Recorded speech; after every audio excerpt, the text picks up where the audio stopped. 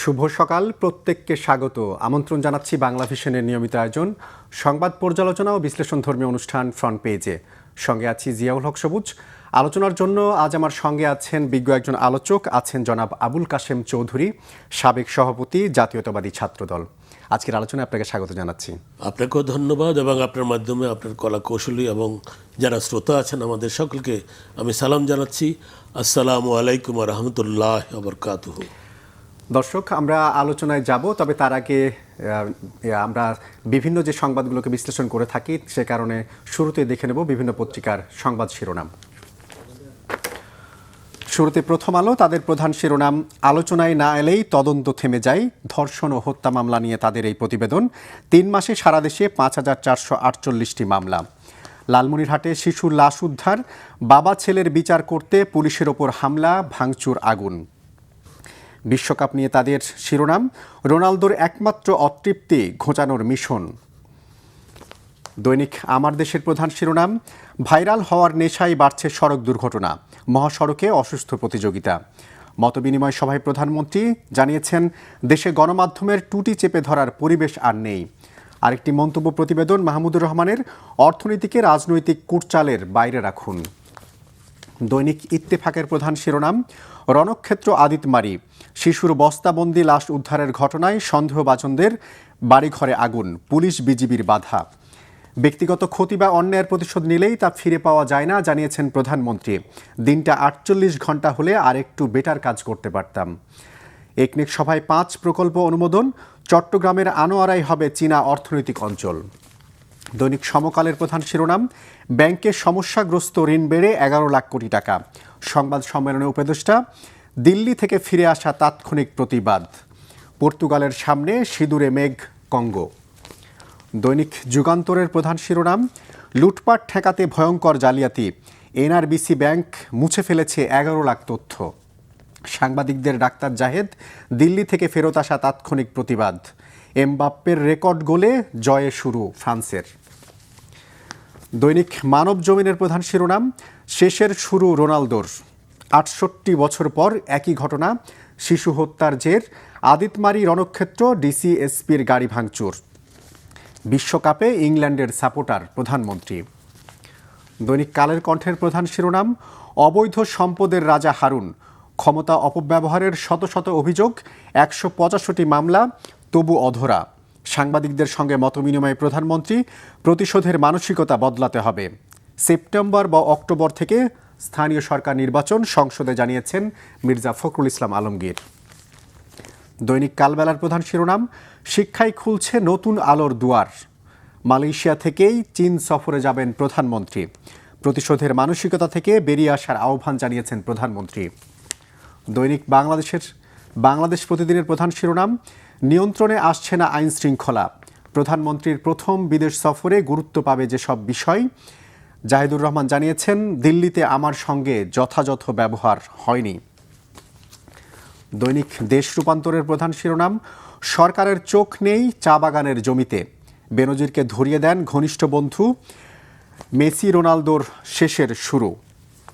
দৈনিক নয়াদিগন্ত মানসিক স্বাস্থ্য সংকটে তরুণ প্রজন্ম, প্রতি 1 লাখ মানুষে মানসিক বিশেষজ্ঞ মাত্র 0.21 জন। চীন অর্থনৈতিক অঞ্চল প্রকল্পে প্রধানমন্ত্রীর শর্তযুক্ত পর্যবেক্ষণ, বিরোধী দলীয় নেতার মতবিনিময়, সংশোধন নয় গণভোটের রায়ের ভিত্তিতে সংবিধান সংস্কার চায় বিরোধী দল।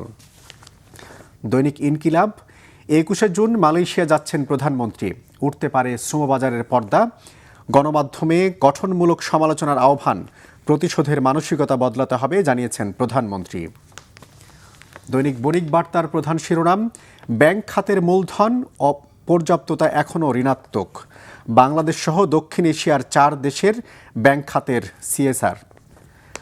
আন্দামান সাগরে 100 টিসিএফের বেশি গ্যাস পেল মিয়ানমার। ইংরেজি দৈনিক the Daily Star, their main headlines 60% of all loans distressed, amount stands at taka 10 crore 91 lakh. Another headlines, China zone across the tunnel gets green light.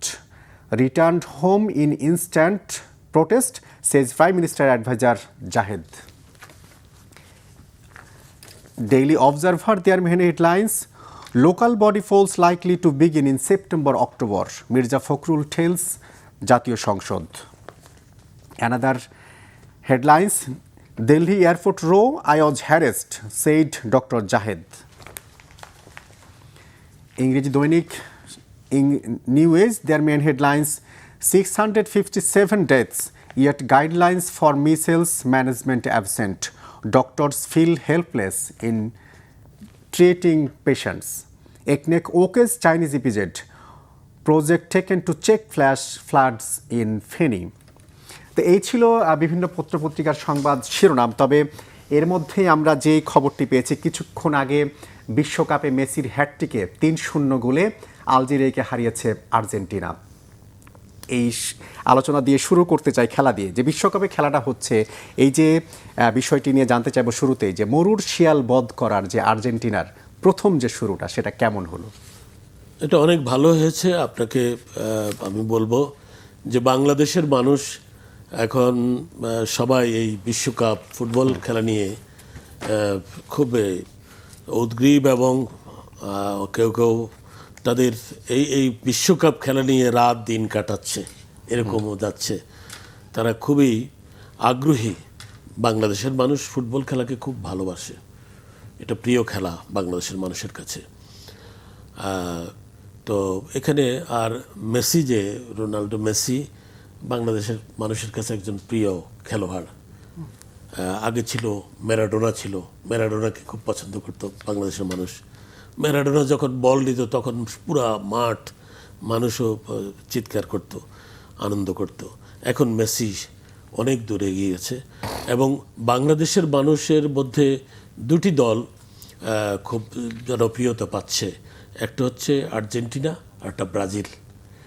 এই দুটি দেশ বাংলাদেশের মানুষের কাছে খুবই আগ্রহের, এবং খেলোয়াড় হিসেবে মেসিকে পছন্দ করে মানুষ। তো যা হোক, আমাদের এখানে এই খেলা আমরা দেখব। একটি ম্যাচে 3টি গোল, হ্যাটট্রিক করলো প্রথম ম্যাচ। অনবদ্য এটা তার এই খেলার কলা কৌশল, এই খেলার নৈপুণ্য, এই খেলার যে সৃজনী শক্তি, এবং তার যে মানে দূরদৃষ্টি, এবং সময় উপযোগী সিদ্ধান্ত। ফুটবল খেলা একটা বিশাল ব্যাপার। 1 সেকেন্ড এদিক সেদিক হলে আর গোল হবে না, একটু উপরে নিচে হলে আর গোল হবে না। কাজে এগুলো খুবই সুচিন্তিত এবং অতি সূক্ষ্ম অনুভূতির মাধ্যমে যারা বিশ্বকাপে খেলে, ভালো প্লেয়ার মেসির মতো, তাদের এসব আছে। এটা গড গিফটেড, এটা মানে মানুষ অর্জন করে, মানুষ খেলে, কিন্তু এটা আল্লাহ প্রদত্ত। মেসি আজকে আরেকটি রেকর্ড করেছে বিশ্বকাপে। আমরা এখন পর্যন্ত যদি গোলের হিসাব করি, সর্বোচ্চ গোল 16টি গোল করা জার্মানির মিরোস্লাভ ক্লোজাকের রেকর্ড, তার রেকর্ড ছুঁয়েছেন তিনি। এই যে 16টি গোল করলো, এই যে খেলার একটা অনবদ্য যে নৈপুণ্য আপনি যেটি বলছেন, এটা সামনের দিনগুলোতে তার দলকে কিংবা তার সমর্থকদের মধ্যে কতটা উদ্বেলিত করবে? সাংঘাতিকভাবে মানুষ উদ্বেলিত মেসির খেলায়, এবং ভবিষ্যতে মেসির আরও গোল করার আরও সুযোগ রয়েছে, আরও নৈপুণ্য দেখাবে, এটা আমরা আশা রাখি।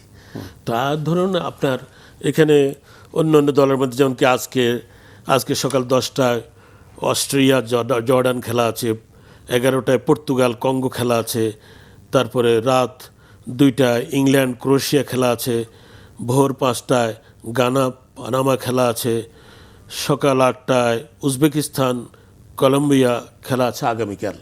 তো কাজে এইসব খেলা চলছে। আমরা বাংলাদেশের মানুষ খুবই উদ্বেলিত।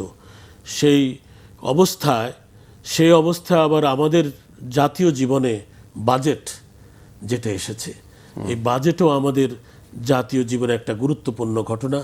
এবং এই নির্বাচিত সরকার, জনাব তারেক রহমানের সরকার, এই প্রথম বাজেট উত্থাপন করলেন, এবং এই বাজেট একটা মানে ব্যাপক এবং বিশাল বাজেট উপস্থাপন করেছে। 9,38,000 কোটি টাকার একটা বাজেট। যদিও সেখানে আমাদের রেভিনিউ যেটা কালেকশন হবে তার থেকে প্রায় 2 লক্ষ সামথিং ব্যবধান আছে, সেটাও জোগাড় করতে হবে। আপনি বাজেটের প্রসঙ্গ বলছেন, এখানে যেহেতু সরকার তো নিশ্চয়ই প্রত্যেকটি খাতের উন্নয়নে বাজেট করছে, খেলার উন্নয়নে কি সেইভাবে বাজেট বরাদ্দ হচ্ছে কিংবা খেলাকে সেভাবে গুরুত্ব দেওয়া হচ্ছে? খেলার দিচ্ছে, কিন্তু খেলাতে আমার মনে হয়, যেহেতু আপনি স্পেসিফিক জিজ্ঞেস করলেন, খেলাতে আরও বাজেট বৃদ্ধি করা যেতে পারে, করা উচিত ছিল। কারণ বাংলাদেশের মানুষ খুব খেলা প্রিয়, এবং এই বাজেটটা, এই খেলার যে বাজেটটা ক্রীড়া বা সেখান থেকে নিতে হবে, এবং সেটা আপনার আমাদের শিক্ষাক্ষেত্রে যে বাজেট, সেখান থেকে এই বাজেটটা নিতে হবে। কেন? প্রত্যেকটা স্কুল, কলেজ, মাদ্রাসা বা বিশ্ববিদ্যালয়, সেখানে যে বাজেট দেওয়া হয় সেখানে বলে দেবে যে খেলার জন্য এটা রাখবে। তখন এই খেলাটার জন্য বাজেট আর যা হয়েছে, তারপরে ওই শিক্ষা খাত থেকে যাবে, তারপরে আপনার সোশ্যাল ওয়েলফেয়ার থেকে যেতে পারে, এইভাবে আর কি ম্যানেজ করতে হবে। গতকাল প্রধানমন্ত্রী আরেকটি কথা বলেছেন গণমাধ্যম কর্মীদের সাথে আলোচনার সময়, যে প্রতিশোধের যে মানসিকতা, সেটি থেকে বেরিয়ে এসে দেশকে ইতিবাচকভাবে এগিয়ে নেওয়ার জন্য ইতিবাচক মনোভাব নিয়ে কাজ করতে হবে। প্রধানমন্ত্রীর এই আহ্বানকে আপনি কিভাবে দেখছেন? প্রধানমন্ত্রী তো এখন ওনার এগুলো হচ্ছে মহানুভবতা, এটা হচ্ছে মানবতা। এখন তিনি মানবিক রাজনীতি করছেন। তো মানবিক রাজনীতি যিনি করছেন, মানে করতে চান বা মানুষকে আহ্বান করছেন, তার মধ্যে এই মহানুভবতা প্রকাশ পাবে, এটাই স্বাভাবিক। কিন্তু দুষ্টের দমন করতে হবে, দুষ্টের দমন শিষ্টের পালন, এই নীতিকে অবলম্বন করতে হবে। কারণ তা না হলে, এই যে দেখেন লালমনিরহাটে যে দর্শন হলো আবার, হ্যাঁ, এটা কারণ হলো এই দুষ্ট চক্রগুলি সারা দেশেই ছড়িয়ে আছে। এবং আমি আপনাকে আরও সূক্ষ্মভাবে বলবো, এগুলোর পেছনে আন্তর্জাতিক মহলের একটি ষড়যন্ত্র আছে। সেটা কীরকম? সেটা হচ্ছে, তারা এই দুষ্ট চক্রগুলোকে প্যাট্রোলাইজ করে বিভিন্নভাবে সমাজে অস্থিরতা সৃষ্টি করে, নৈরাজ্য সৃষ্টি করে, এমন এমন কর্মকাণ্ড করে যেটা মানুষ কল্পনাও করতে পারে না। এই যে ধর্ষণ, আমরা কল্পনাও করতে পারি না। অর্থাৎ আমাদের যেই জাতীয় চরিত্রের উপরে কলঙ্ক লেপন করে দেওয়া, আমাদের জাতীয় নীতিকে ভুলণ্ঠিত করে দেওয়া, বুঝছেন কথাটা? আমাদের জাতিকে সারা বিশ্ববাসীর কাছে ছোট করে দেখানো, না, বাঙালি জাতি বীরের জাতি, বাঙালি জাতি সংগ্রামী জাতি। এটা সেই ব্রিটিশ আমল কেন, তার আগ থেকে শুরু হয়েছে সংগ্রাম, আন্দোলন, বিপ্লব, থামেনি। পাকিস্তান একটা ইসলামিক রাষ্ট্র হওয়ার পরও তাকেও আমরা ছাড়ি নেই।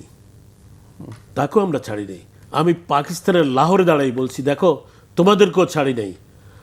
আর তোমরা মনে করছো বাংলাদেশের স্বাধীনতা কেড়ে নেবে কেউ, বাংলাদেশকে পরাজিত করে ফেলবে কেউ, বাংলাদেশে অন্য পতাকা উড়িয়ে দিবে? It is not possible. বাঙালির বুকে শরীরে রক্ত থাকা অবস্থায় এটা কেউ করতে পারবে না ইনশাল্লাহ। বাংলাদেশ স্বাধীন থাকবে, বাংলাদেশের মানুষ এই ব্যাপারে ঐক্যবদ্ধ। এখন দেখেন, এই যে ফ্যাসিস্ট বিরোধী যে আন্দোলনটা হলো, এটার গভীরে আমরা যাই না কেন? এটা কি তারা উন্নয়নের গণতন্ত্র বলছে? আর শেখ হাসিনা ফ্যাসিস্ট প্রধানমন্ত্রী কত যে মিথ্যাচার করেছে, পৃথিবীর বুকে এত বড় মিথ্যাচারী প্রধানমন্ত্রী আর হয়নি।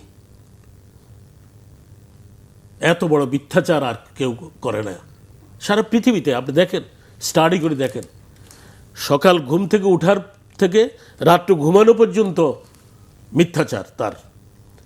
এবং রাত্রে ঘুমিয়েও বোধহয় মিথ্যা কল্পনা করতো, কি কি মিথ্যা কথা বলা যায়, কি কি তৈরি করা যায় আগামীকালকের জন্য, কি কি ড্রামা করা যায় মানুষকে নিয়ে।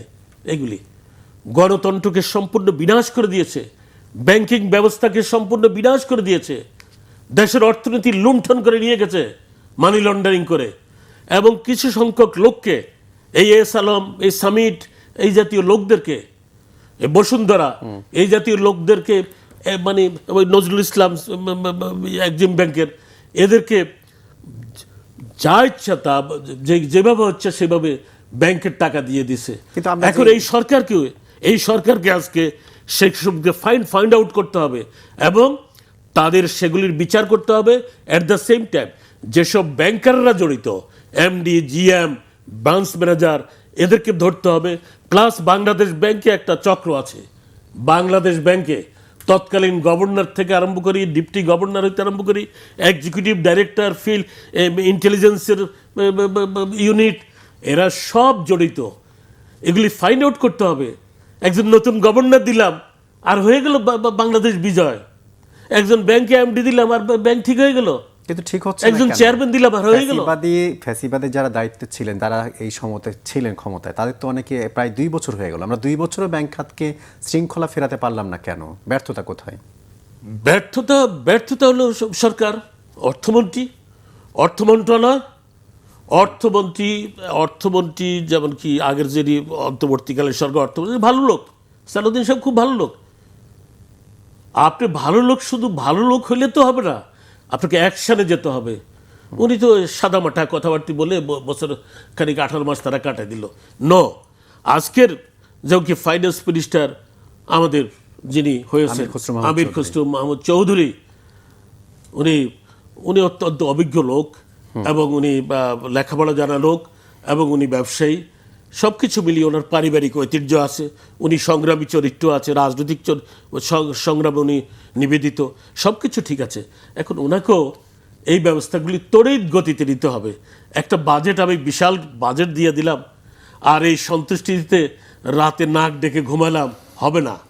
এই বাজেটকে বাস্তবায়ন করতে হবে।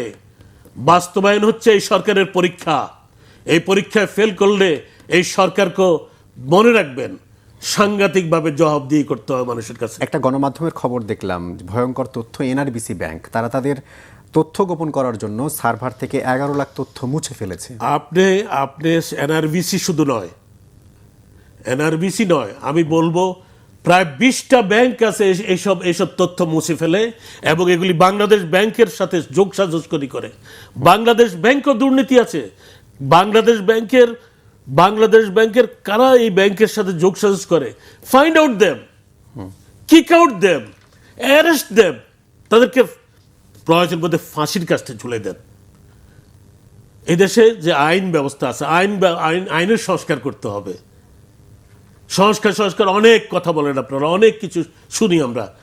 এত সংস্কার, আইনের সংস্কার করেন, যেখানে দরকার পার্লামেন্ট বসে যাবে, সার্বভৌম পার্লামেন্ট, সেখানে এই আইন আমরা সংস্কার করলাম, অ্যামেন্ডমেন্ট করলাম, এটার এই হবে, এটা ধর্ষণ, এটার ফাঁসি হবে এবং এটার বিচার এতদিনের মধ্যে শেষ হবে। এই বিচার ঘুরতেছেন, লয়াররা টাকা খাইতেছে, কোর্ট কাছারিতে সমস্ত জায়গাতে টাকা চলছে, লেনদেন চলছে, এগুলা করে 30-40 বছর একটা কেস ঘুরে, 20 বছর কেস ঘুরে। ওয়াই সাগর রুনি হত্যার মামলার বিচার কতদিন, আজকে কত বছর হয়েছে? 20 বছর লাগে এই বিচার করতে। আমার কাছে দেন, আমি আপনাদেরকে প্রমাণ করে দেবো কতদিন লাগে। কি পেয়েছেন? এটা স্বাধীন দেশ। আমার কাছে দেন, আমি দেখাই আইন সংস্কার কিভাবে হয় সেটাও করে দেখাবো এবং বিচার কিভাবে হয় সেটাও দেখাবো। দেখতে চান? কিন্তু এই জন্য তো বিচারালয় রয়েছে, আইন সংস্কারের জন্য আইন মন্ত্রণালয়। আরে সবই আছে তো, বিচারালয় তো, আইন মন্ত্রণালয় ছিল তো। শেখ হাসিনার ফ্যাসিস্ট শাসন কায়েম হলো কি করে? টাকা লুট হলো কি করে? ব্যাংক লুট হলো কি করে? গুটি কতক ধনিক শ্রেণীর কাছে আপনি বন্দী হলেন কি করে? কারো কাছে বন্দী হওয়া যাবে না সরকারকে। সরকার জনগণের, সার্বভৌম জনগণ এই সার্বভৌম পার্লামেন্ট তৈরি করেছে।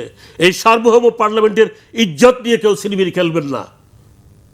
আপনি ব্যক্তি মনে রাখবেন, আপনি চলে যাবেন, দেশ থাকবে, সরকার যাবে, সরকার আসবে, দেশ থাকবে। কিন্তু সরকার তো আন্তরিকভাবে অনেক কিছু করার চেষ্টা করছে। বিশেষ করে আমরা দেখেছি পল্লবীতে শিশু হত্যা, ধর্ষণ হত্যার মামলা আর বিচারটা 4 দিনের মধ্যে সম্পন্ন করা হয়েছে এবং সর্বোচ্চ শাস্তি নিশ্চিত করা তাহলে সেটা সম্ভব। এই ঘটনা যদি ঘটনার পরও আবার নতুন করে লালমনিরহাটে শিশু ধর্ষণ, তাকে ধরেন এইভাবে লামিসার বিচার যেভাবে করছেন তার তো 4 দিনের মধ্যে করেন। ওখানে প্রধানমন্ত্রী গেছে, ওই জন্য এটা 4 দিনে করবেন। আর ওই লালমনিরহাট প্রধানমন্ত্রী যায় নাই, সেই জন্য এটা 10 বছর 20 বছর ঘুরবে। একই দেশ হলো, একই বিচারালয় হলো, একই জাস্টিস হলো, এটা কি আইনের শাসন হলো? এটা কি ন্যায় বিচার হলো? এটা কি মানবিক রাজনীতি হলো? মানবিক রাজনীতি কাকে বলে? মানবিক রাজনীতি হচ্ছে দুষ্টকে দমন করতে হবে, শিষ্টকে পালন করতে হবে, এটার জন্য কঠোর ব্যবস্থা নিতে হবে, কঠোর মানসিকতা নিতে হবে। কিন্তু আপনি যে দলটিতে একসময় কাজ করেছেন, দলের দায়িত্ব পালন করেছেন, সাবেক ছাত্র দলের সভাপতি ছিলেন, সেই দলই তো এখন ক্ষমতায়। তারা কি অবশ্যই। আসলে আন্তরিকভাবে সেই সব কাজগুলো করছে বলে মনে হয় আপনার কাছে? আন্তরিকভাবে কাজ করছে। কাজ তো শুধু প্রধানমন্ত্রী করলে হবে না। আপনি বলেন প্রধানমন্ত্রী বৃক্ষরোপণ করেছে, তার সমস্ত মন্ত্রীরা বৃক্ষরোপণ করেছে? সমস্ত ডিসিরা বৃক্ষরোপণ করেছে? ডিসিরা বসে বসে আরাম আয়াসে হাওয়া খায়, ঠান্ডা হাওয়া খায়। ঠান্ডা খাওয়ার হাওয়ার দিন বন্ধ করে দিতে হবে। গ্রামে যান, একটা ডিসি কয়বার ইউনিয়ন যায়, পৌরসভায় যায়, তাকে তো গাড়ি দেওয়া হয়েছে, তার গাড়িতে তার ছেলেমেয়েরা স্কুল কলেজে যায়। সরকারি গাড়ি সমস্ত পারিবারিক কাজ থেকে বিরত রাখতে হবে। যারা পারিবারিক কাজে সরকারি গাড়ি ব্যবহার করবে তাদের বিরুদ্ধে শাস্তি ব্যবস্থা নেন, সে যে হোক। পারবেন? সরকারি পেট্রোল পোড়ান, সরকারি ড্রাইভার, সরকারি গাড়ি, এটা কি আপনার পরিবারের জন্য দেওয়া হয়েছে? এটা সরকারি কাজের জন্য। এসপিদেরকে দৌড়াতে হবে গ্রামে গ্রামে, ওসিদের গ্রামে গ্রামে দৌড়াতে হবে। তারা সবাই বাক্স খুলি, ড্রয়ার খুলি বয়ে থাকে, ড্রয়ারে কত টাকা জমা হইলো। এসি অফিস, ল্যান্ডের এসি অফিস, সমস্ত ড্রয়ার খুলি বসে থাকে, কত টাকা দিল, কত টাকা পেল। কয়েকটারও তো ধরছে। সমস্ত এসি অফিস গোয়েন্দা সংস্থার তত্ত্বাবধানে আনতে হবে। এই যে এসবি, সিআইডি এগুলো বসে রাখছেন কেন? এদের কাজ কি? তাদের কাজটা কি আমাকে বলেন? তারা বসে বসে বেতন নেয়। কিন্তু এটা তো ঠিক করার দায়িত্ব সরকারের। এই তো সরকারের, সেজন্য বলছি তো, সরকার এদেরকে কাজে লাগাবে। প্রত্যেকটা অফিসের গোয়েন্দা সংস্থার লোক লাগিয়ে দেন। তার মানে কি আপনি বলতে চান যে প্রধানমন্ত্রী শুধু কাজ করছেন, কিন্তু তার মন্ত্রণালয়ে অন্য মন্ত্রী কই কাজ করছে কে? বৃক্ষরোপণ করছে বলেন? কে কই করছে? আমাকে আপনি বলেন। আমি তো আপনি আমাকে জিজ্ঞেস করতেছেন। আমার তো ভিজিবল না, চোখে পড়ে না তেমন। প্রধানমন্ত্রীর সাথে যায়, যাইয়া সেখানে মাটি টাটি আগে দেয়, কোদাল টোদাল আগে দেয়। কেন আপনি কোদাল মারতে পারেন না আপনার এলাকাতে? আপনি বৃক্ষরোপণ করতে পারেন না? চাইনিজদের একটা কথা বলি, চায়নাতে একটা সন্তান জন্ম হওয়ার সাথে সাথে সেই পরিবার একটি গাছ রোপণ করে ওই সন্তানের নামে। তাহলে সেখানে যদি 150 কোটি লোক থাকে, 150 কোটি গাছ তো এমনি রোপণ হয়ে গেছে। তো কাজে আমাদের বৃক্ষরোপণ, এটা প্রধানমন্ত্রী করতেছে, এটা উনি বলছেন 25 কোটি। 50 কোটি বৃক্ষরোপণ করলে অসুবিধাটা কি? 100 কোটি বৃক্ষরোপণ করলে অসুবিধা কি? আপনার প্রতি বাড়িতে বাড়িতে বৃক্ষরোপণ করলে অসুবিধাটা কি? বৃক্ষরোপণই নিশ্চয়ই একমাত্র কাজ নয়। হ্যাঁ, বৃক্ষরোপণই নিশ্চয়ই একমাত্র কাজ নয়। একবার টাইম বলছি যে সিম্বলিক। আপনি বৃক্ষরোপণ করেন না, দেখি একটা গাছ লাগান না, দেখি। আমার বাড়িতে তো আমার এত লোক আছে, সবাই তো গাছ লাগায় না। আমি তো অনেক গাছ লাগাইছি, তারা লাগায় না কেন? তাদেরকে আমি বলি তোমরা গাছ লাগাও, একটা গাছ, 2টা গাছ লাগাও, একটা কলা গাছ লাগাও অন্তত। বুঝছেন কথাটা? এগুলি হচ্ছে চেতনা। সমস্ত প্রধানমন্ত্রী বৃক্ষরোপণ করছে, খাল খনন করছে, নিরক্ষরতা দূরীকরণ করতে হবে। এটা শহীদ জিয়াউর রহমানের প্রোগ্রাম। এগুলি গণমানুষের প্রোগ্রাম। আর একটা কথা বলি, এই বাজেটে আপনি এত বড় বাজেট করছেন, এই যে ঢাকা শহরে এত ভিক্ষুকদের জন্য কি বাজেট রাখছেন? তাদের বাজেট কই? ভিক্ষুকের বাজেট দিতে হবে। শহরে শহরে ভিক্ষুক, বাস্তুহারাদের বাজেট দিতে হবে। ভোটের সময় আপনি বাস্তুহারার ভোটও তো নেন, নিছেন না? সবারই ভোট লাগে, সবার ভোট লাগে, ওই ভিক্ষুকের ভোটও নিছেন। তাইলে তার বাজেট কোথায়? তার কথা তো একবার একটা সেন্টেন্সও কোথায় লেখেন নাই। লেখেন, আবার লেখেন দরকার হলে বাজেট। সরকার তো সামাজিক সুরক্ষা কর্মসূচির তো আওতায় সুরক্ষার মধ্যে লেখেন যে ভিক্ষুকের জন্য এটা রাখছি। আপনি কৃষক কার্ড দিয়েছেন, ঠিক আছে, ফ্যামিলি কার্ড দিয়েছেন, ঠিক আছে, হেলথ কার্ড দিতে হবে। আমি আগেও বলে গেছি, এখানে শুধু ভাষা বলছি, আজকে বলতেছি, প্রতিটা নাগরিক তার স্বাস্থ্যর জন্য 70%, 75% খরচ করে নিজের পকেট থেকে। দুনিয়ার কোথাও এত নাই, এত বেশি খরচ কোনো নাগরিক করে না কোনো দেশে। তো আমরা তাইলে আপনার একটা স্বাধীন দেশের নাগরিক, আমি হেলথের সহযোগিতা পাবো না? আরো করেন হসপিটাল। যারা ব্যবসায়ী, এখানে আরেকটা কথা বলি, আমাদের যারা ব্যবসায়ী হিসাবে তারা মানে হাজার হাজার কোটি টাকার মালিক হয়েছেন, তারা ব্যাংকের টাকাগুলো নিয়ে তারা আটকে দেন, এটা তাদের টাকা হয়ে যায়। ঋণ খেলাপি হয়ে যান, তাদের টাকা হয়ে যায়। ঋণ খেলার উপরে ইলেকশন করে কিভাবে? ফাইন্ড আউট কতজন ইলেকশন করেছে ঋণ খেলাপি হয়ে। ওইসব চললো বললু দেশে আর চলবে না। ওই একটা কোর্ট থেকে একটা ইয়ে নিয়ে আসলেন যে হ্যাঁ উনি করতে পারবেন ইলেকশন, আপনি করলেন আরামসে। নো, যাকে ইলেকশন দ্বৈত নাগরিক ইলেকশন করতে পারবেন না। প্রসঙ্গ যেহেতু উঠলো, আমরা একটু স্থানীয় সরকার নিয়ে একটা আলোচনা করতে চাই। গতকাল সংসদে স্থানীয় সরকার মন্ত্রী জানিয়েছেন যে সেপ্টেম্বর বা অক্টোবর নাগাদ হয়তো স্থানীয় সরকার নির্বাচনটা শুরু হবে। এই যে নির্বাচন হতে যাচ্ছে বা হবে, সেই নির্বাচনে কি আসলে এই যে একটা বড় দল যারা দেশ থেকে পালিয়ে গেছে তাদের নেত্রী, তারাও কি এই দলে নির্বাচনে অংশগ্রহণ করবে? তারা তো ফ্যাসিস্ট পার্টি, তারা পালিয়ে গেছে কি? তাদেরকে শেল্টার দিছে কে? তাদেরকে ভারত পাঠায় না কেন? ভারত এত বড় একটা দেশ, গণতান্ত্রিক দেশ বলে নিজেকে, আসলে কি গণতান্ত্রিক দেশ? ভারত হচ্ছে মৌলবাদী দেশ, হিন্দুত্ববাদী দেশ। আমাদেরকে ব্লেম করছে আমরা মৌলবাদী দেশ। আমরা মৌলবাদী না, আমরা হচ্ছি গণতান্ত্রিক দেশ, গণতন্ত্র প্রিয় মানুষ। যে প্রশ্নটি করেছিলাম যে সামনে যে স্থানীয় সরকার নির্বাচন হতে যাচ্ছে, সেই নির্বাচনে কি আওয়ামী লীগ যেহেতু দলীয় প্রতীক থাকবে না, সেখানে অংশ নিতে পারবে? আর সে তো আওয়ামী লীগ ভারতে বসে ইলেকশন নিতে অংশগ্রহণ করবে কেমনে? আপনি ভারতে বসে দিল্লিতে বসে ইলেকশন করবেন? সবাই তো আর দিল্লিতে নাই। আরে মেইন লোক, হাজার হাজার লোক ওখানে, কলকাতা, দিল্লি, সমস্ত ভারতের বিভিন্ন শহরে তারা আরামসে দিন কাটাইতেছে, টাকা লুট করে নিয়ে গেছে। তো ভারত সরকার তো তাদের বিরুদ্ধে ব্যবস্থা নেয় না। আজকে তো মোদি গভর্নমেন্টকে ওখানকার মানুষ জিজ্ঞেস করতেছে এদেরকে কেন এখানে জায়গা দিছ, হোয়াই? আজকে যদি ভারতে কোনো সংকট হয়, আমরা কি বাংলাদেশে জায়গা দেব? নো, এটা হয় না। অন্য কোনো দেশ দিতে পারে, অন্যখানে আমরা দেব না। আমরা ভারতের সাথে সুসম্পর্ক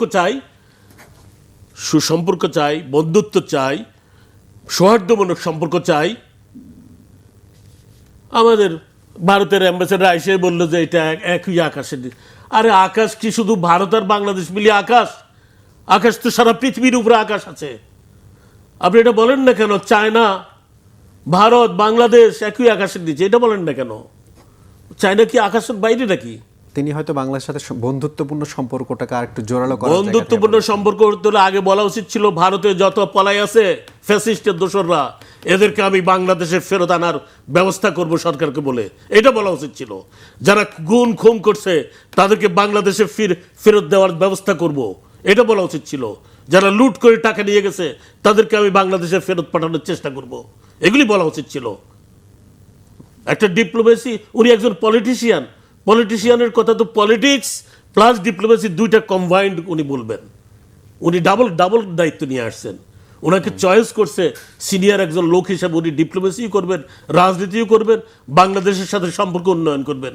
এখন বাংলাদেশ আর ভারতকে আকাশের নিচে নিজে, আর দুনিয়ার কোনো দেশ আকাশের নিচে নাই, সব আকাশ ছাড়া। আমরা আলোচনার একেবারে শেষ পর্যায়ে আছে, একটা বিষয় জানতে চাই। প্রধানমন্ত্রী তথ্য উপদেষ্টা ডাক্তার জাহিদুর রহমান তিনি দিল্লির বিমানবন্দরে গিয়ে হয়রানির শিকার হয়েছেন, এটাকে তিনি তাৎক্ষণিক প্রতিবাদ জানিয়ে দেশে ফিরে এসেছেন। তার এই সিদ্ধান্ত, তাৎক্ষণিক প্রতিবাদ, এটা কি আসলে ভারত কতটা গুরুত্বের সাথে দেখবে? ভারত এটা গুরুত্ব সহকারে দেখা উচিত, তবে আমি মনে করি এখন পর্যন্ত দেখে নেই। ভারত এই সফরকে কোনো গুরুত্বই দেয়নি, যে জন্য এয়ারপোর্টে আটকে রাখছে এবং তারপর ব্যাক করে দিছে। কাজেই এটা নিয়ে এত আমাদের উদ্গ্রীব হয়ে লাভ নাই। ভারতের কাছ থেকে আমরা এই ব্যাপারে কোনো কিছু পাবো না আমার ধারণা। তবে এখানে সরকারের প্রতিবাদ করা উচিত। এখন কথা হলো যে আপনি এই যে বাংলাদেশের যে বাজেট দিয়েছেন, এই বাজেটটা বাস্তবায়ন করতে হলে আজকে ব্যাংকের অবস্থা কি? ঋণাত্মক। আমাদের ব্যাংকের অবস্থা ঋণাত্মক, আমাদের ভিত্তিটা দুর্বল। এই আমাদের আশেপাশে যারা আছে তাদের সকলের, পাকিস্তান, শ্রীলঙ্কা, ভারত, প্রত্যেকেরই অবস্থা অনেক ভালো আমাদের থেকে। আমাদের হচ্ছে -2 0.64, আর পাকিস্তানের হচ্ছে 20.8, শ্রীলঙ্কার হচ্ছে 19.4, ভারতের হচ্ছে 17.2। তাইলে আমাদের অবস্থা কি ব্যাংকের? ঋণাত্মক, নাজুক অবস্থা। এই অবস্থা দিয়ে আবার ব্যাংক থেকে আপনি সরকার আবার লোন নেবেন বেতন দেওয়ার জন্য, এবং এবং এই সরকারি কর্মকর্তাদের বেতন, বোনাস, তাদের ওই যে কি বলে যে গাড়ির জন্য কেনার জন্য, ওই তেল কেনার জন্য যে টাকা, যে খরচ, তার বিভিন্ন প্রজেক্টকে বাস্তবায়ন করার জন্য যে টাকা ব্যবহার করা হবে, এই বিশাল অঙ্ক, বিশাল অঙ্ক। কিচ্ছুতা সাধন করতে হবে, কোনো অপব্যয় করা যাবে না। যারা অপব্যয় করে তাদেরকে ধরতে, আপনি যে অডিট বিভিন্ন সংস্থার অডিটগুলি আছে, অডিটগুলি আপনি করেন না কেন? কেন করেন না অডিট? রাষ্ট্রায়ত্ত প্রতিষ্ঠান ও সংস্থার 81% আর্থিক ঝুঁকিতে আছে, সেগুলি আপনার কোনো অডিট হয় না। 300 কতটা সংস্থা আছে যার মধ্যে 284টার কোনো অডিটে নাই। তো আপনি যে খরচের টাকা দিলেন এই আমলার হাতে, আমলারা যে হামলা করলো, অর্থ লুটপাট করলো, সেটা তো অডিট করছেন না। শেষ করতে হবে। আর কাজেই দুর্নীতি বন্ধ করতে হবে। বাজেট যদি বাস্তবায়ন করতে চান, দুর্নীতি বন্ধ করতে হবে, অপব্যয় বন্ধ করতে হবে, অপচয় বন্ধ করতে হবে। এটা গরিব মানুষের টাকা, গরিব মানুষের ট্যাক্স। এই ট্যাক্সকে যথাযথ ব্যবহার করতে হবে, এবং শিক্ষার প্রসার ঘটাতে হবে, এবং আইন শৃঙ্খলার উন্নতি করতে হবে। পুলিশ ডিপার্টমেন্টকে সোজা করে ফেলতে হবে। যারা স্বৈরাচার ফ্যাসিস্টের দোসর, তাদেরকে বিদায় করতে কি এত সময় লাগে? এত সময় লাগে? জি, কাজেই একটি সুন্দর দেশ চাই, সুন্দর সমাজ চাই। তারেক রহমানের নেতৃত্বে আগামী 5 বছর ইনশাআল্লাহ এদেশের উন্নতি ধীরে ধীরে দ্রুত গতিতে হবে, ধীরে ধীরেও হবে। অসংখ্য ধন্যবাদ জনাব আবুল কাশেম চৌধুরী আজকে সময় দেওয়ার জন্য। আপনাকেও ধন্যবাদ। দর্শক, এই ছিল আজকের ফ্রন্ট পেজ। এতক্ষণ যারা সঙ্গে ছিলেন সবাইকে ধন্যবাদ। ভালো থাকবেন সবাই। শুভ সকাল।